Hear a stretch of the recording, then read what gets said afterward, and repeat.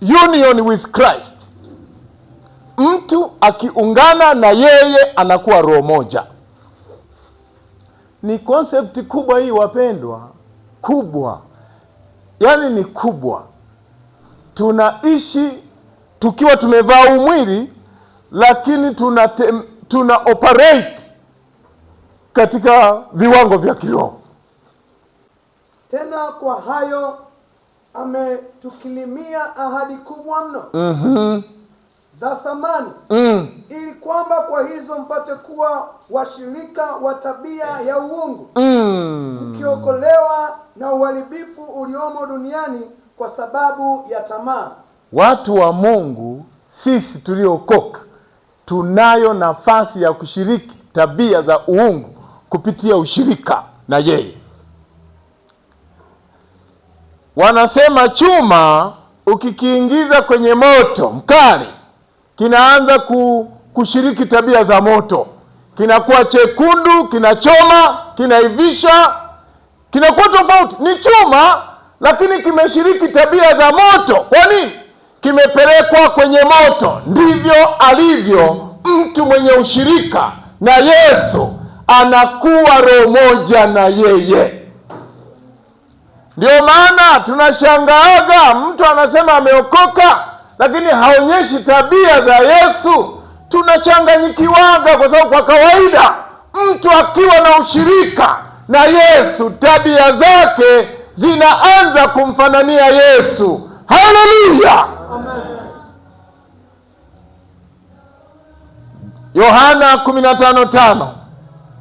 Hiyo uiandike tu, tutasoma. Inaonyesha ushirika. Kimsingi ni mstari wa kwanza wote ule mpaka pale mstari wa 8. Kuna concept ya ushirika kubwa.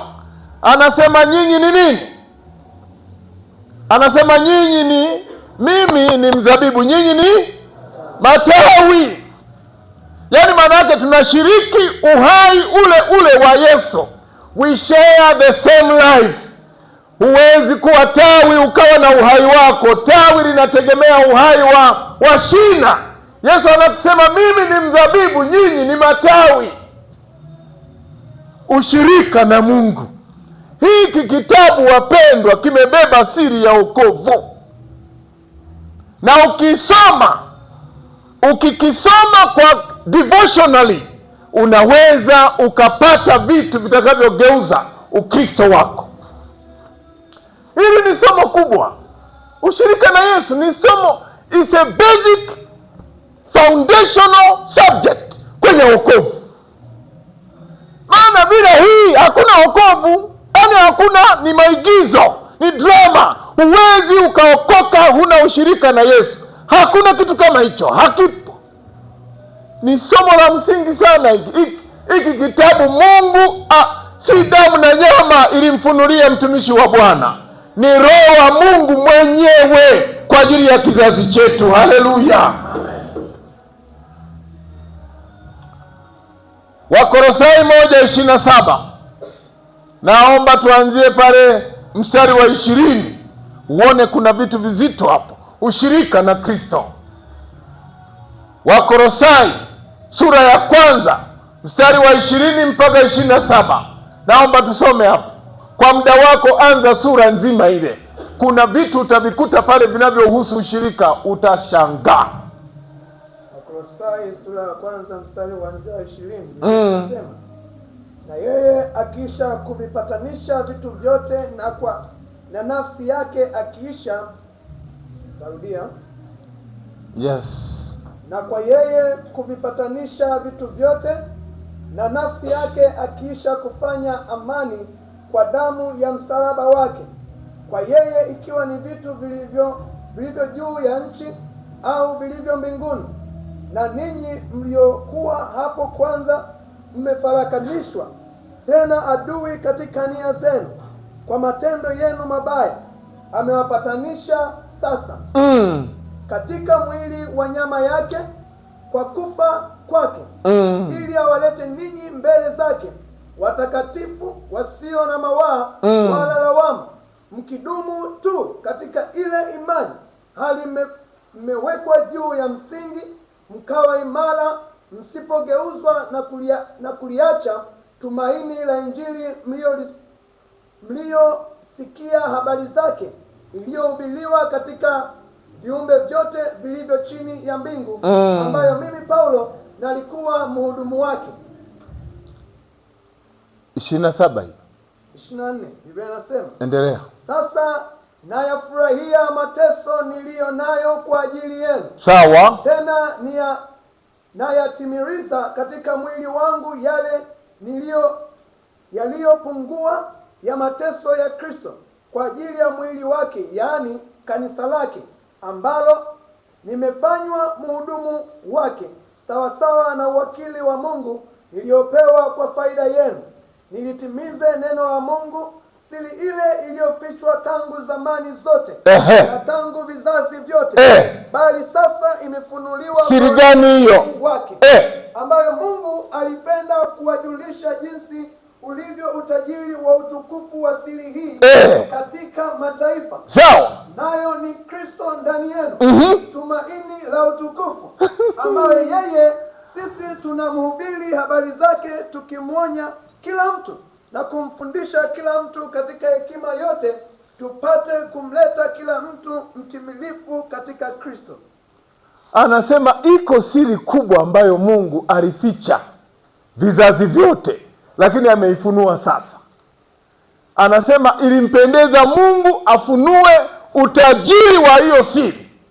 Anasema siri yenyewe ni Kristo ndani yenu, tumaini la utukufu. Agano la Kale, Mungu alikuwa aishi ndani ya watu wake wanaomwabudu. God did not dwell in the saints of the Old Testament. Hakuishi ndani yao, hakukaa ndani yao. Mungu hakukaa ndani yao. Siri ilifichwa. Maandiko, Kiswahili kinapunguza, kinasema siri. Kiingereza kinasema mystery. Mystery, yani ni fumbo lisiloweza kutatulika kwa namna ya akili ya kawaida. Ndio kitu kinaitwa mystery. Huwezi kuking'amua mpaka ufunuliwe, ndio kinaitwa mystery. Siri ya mimi kukabako nikakwambia sema ukweli, utafunuliwa. Mystery hata ungekabwa huna maelezo, ni fumbo, kiko nje ya kutafsirika. Maandiko yanasema this mystery was hidden in the Old Testament, lakini Mungu imempendeza. Siri yenyewe ni kwamba Mungu sasa ana ushirika na watu wake. Fellowship with God. Anaishi ndani yetu. Sema Mungu yuko ndani yangu. Sema Mungu yuko ndani yangu. Kithiolojia ni makosa kusema hivi, Bwana sikuoni Bwana, umeniacha. Yaani kibibilia ni kosa kwa mtu aliyeokoka kusema hivyo, au kusema hivi, Yehova shuka. Yaani una concept ya Mungu anayekaa mbali na wewe, ili muonane anatakiwa aje. Ashuke kutoka wapi? Unaye ndani. Biblia inasema watakapowaambieni nenda milimani, musiende. Watakaposema yuko bondeni, musiende, kwa sababu ufalme wa Mungu uko ndani yenu. Mungu pamoja nasi, Immanueli. Mpigie Yesu makofi. Ushirika na Mungu ni somo kubwa sana, na naomba hiki kitabu usikikose. Utajifunza vitu ambavyo, na unapo approach hiki kitabu ujifanye ni mwongofu mpya, ndio utapata vitu vingi. Na kuambia nilichofanya mimi na niliyokutana naye. Jifanye wewe hujaokoka, hujawahi sikia habari za Yesu wala wokovu. Nenda mule, utashangaa. Bwana Yesu asifiwe sana. Bwana Yesu asifiwe sana. Kwa hiyo ipo siri kubwa. Kwa nini inaitwa Kristo ndani yenu, tumaini la utukufu? Ni kwa sababu tumaini la utukufu ni swala zima la kwenda wapi? Mbinguni. Tumaini la utukufu ni maisha ya milele pamoja na Mungu. Ndio tumaini letu lenye utukufu mwingi. Na mtu yoyote asiyetumainia kwenda mbinguni hawezi kuishi maisha makamilifu sasa hivi. Na kueleza mimi ukiona mtu anabidii kwa Yesu, uwe na uhakika is kingdom minded, heavenly minded, ni mtu wa huduma, anajua anakokwenda. Wengi unaowaona wanacheza kwa Yesu, ile concept ya mbinguni bado hawajacapture, haijakolea kwenye ufahamu wa hapa na wa hapa. Ukikolea ufahamu wa tumaini la utukufu, maisha yetu hubadilika. Sijui nikuelezeje unielewe. Yaani binti kama anataka kuolewa na mtu fulani, yule mtu kuna vitu anavipenda, inakuwa ndio project yake. Anahakikisha anavyovipenda yule anayetaka olewe naye, anavifanya. Kwani anataka kuishi naye yule. Yaani hata kwa kujifanyisha atafanya. Akiona huyu anapenda maombi ya kufunga, atajitahidi. Yaani atahakikisha kabla anasema tutafunga wiki nzima, anasema haina shida mtumishi. Anapokuja anakuja amepiga kikombe cha chai vizuri, anakuja anapausha mdomo, anakuja pale ananena tu mtoto wa watu. Kwa nini? Ana fight kutomkwaza huyu, anataka aendane. Anayetaka kwenda mbinguni ni hivyo hivyo. Yaani wapendwa, tunafanya jitihada yetu inatokana na kule tunakotaka twende, inatokana na yule tunayetaka kuishi naye. Tunajitahidi kufanya yaliyo mapenzi yake. Ushirika na Mungu, fellowship with God. Na nataka nikwambie hivi, hakuna hasara katika kufellowship na Mungu, ni faida tu. Mimi nakwambia Mungu hajawahi kumwacha mtu wake akaibika aliyeamua kufellowship naye. Utateseka kwa muda tu, utapitia aibu kwa muda tu, lakini mwisho wako unakuwa wa utukufu mkubwa. Ushirika umeinua jamani. Wengine unatuona hivi kama sio ushirika. Wengine tuliokotwa, yaani kama kuna watu waliokotwa, na mimi nimo miongoni mwa tuliokotwa jararani.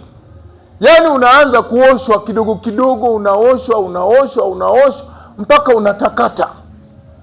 Mimi nilikuwa natisha. Mimi mwenyewe nilikuwa najiogopa hata mimi mwenyewe. Nasema hivi mimi ni mtu gani? Kuacha siwezi. Maisha nilishapotea, nimezama kwenye dhambi na ulimwengu na dunia.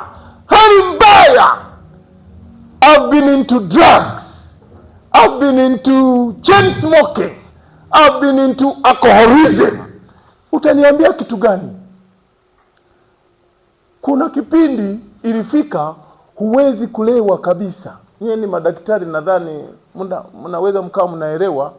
Sijui nilikuwa nimefanyeje. Yaani ukilewa ndio unajisikia uko nomo, usipolewa ndio unateseka. Ndio maisha hayo. Yaani unaishi sio kibinadamu tena, umehama kwenye mfumo wa kawaida. Hali mbaya.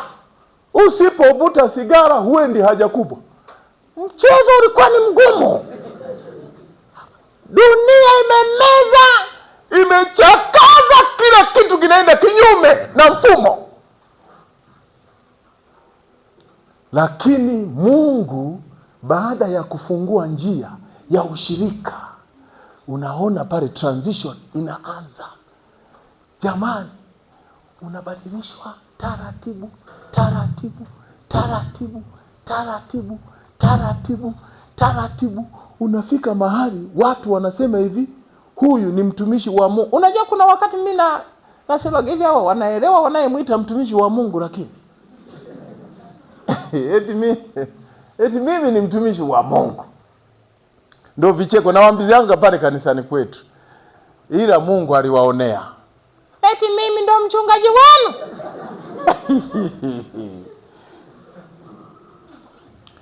But when we fellowship with God, our history changes, our background changes. Kila kitu chetu kinabadilika. Ushirika unabadilisha hata destiny zetu. Nawaambieni kweli, na hichi kitabu kimefafanua kwa kina namna unavyoweza kubadilishwa na Mungu. Maisha haya ya kawaida, maisha ya kiroho, maisha ya kihuduma, vyote vimo humo. Hiki kitabu ni kizito. I wish the whole world could know. Kitabu hiki ni Mungu kakusudia kiachiliwe kwenye majira yetu. Bwana Yesu asifiwe. Warumi 6:5. Kuunganishwa na Mungu. 6:5, naomba tusome hapo. Alafu mmoja tufungulie wa Efeso sura ya 2 mstari wa 5 na wa 6.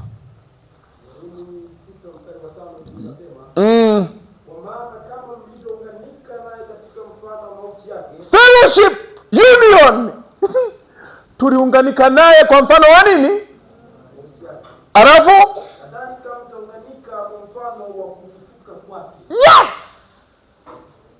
Kwa hiyo usiniambie mimi hapa mchungaji huelewi kukaa chuoni, majaribu ya chuoni sio, naelewa kweli sio mchezo, lakini kama umeunganishwa na Kristo kwa njia ya mauti yake, ndivyo unavyounganishwa naye kwa namna ya kufufuka kwake. Maana yake unaishi maisha sio kwa sababu ni wewe unayaendesha. Paulo anasema hivi, maisha nilionayo mimi sasa sio mimi ninayeishi, bali Kristo ndani yangu. Wapendwa, tukimruhusu Yesu kwenye ushirika, anaanza kupigana vita yetu. Wakorinto wa kwanza sura ya 6 mstari wa 17.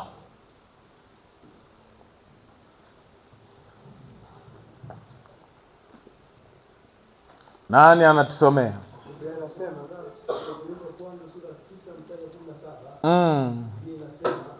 Lakini yeye aliyeungwa na Bwana ni roho moja naye. Yeye aliyeungwa na Bwana ni roho moja naye. Ukirudi nyuma kule, anaongelea mambo ya ushirika wa mwili. Anasema hivi, hamjui ya kwamba anayeungana na kahaba anakuwa mwili mmoja na yeye?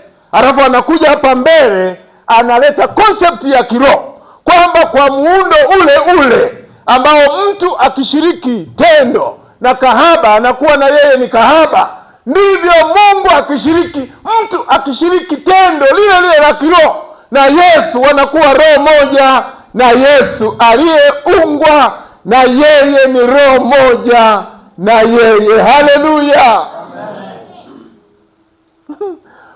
Msalaba ulituunga na Yesu. Tukikubali kuungwa naye tunakuwa roho moja. Ndio maana usimchezee mtu aliyeokoka, achana naye, kwa sababu mtu aliyeokoka au tuseme mlokole ni kiumbe, haitwi mtu. Anasema mtu akiwa tazama, anasemeje? Tazama Wakorintho wa 2:5, mtu huku anakuwa kwanza mtu ila akiwa katika nani anakuwa kiumbe.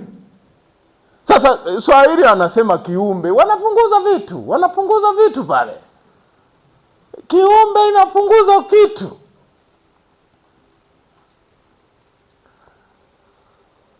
Lugha ya asili anasema anakuwa new species, new creation. He is not human. He is one entity with God. God and man living in one entity. Ndio maajabu ya tuliookoka.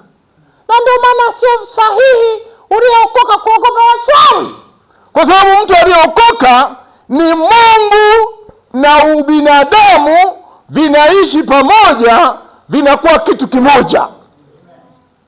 Inaitwa union with Christ, inaitwa fellowship with God. Ukiingia kwenye uwepo wa Mungu kwa maana ya mahusiano, ushirika, unakuwa na tabia za kiungu,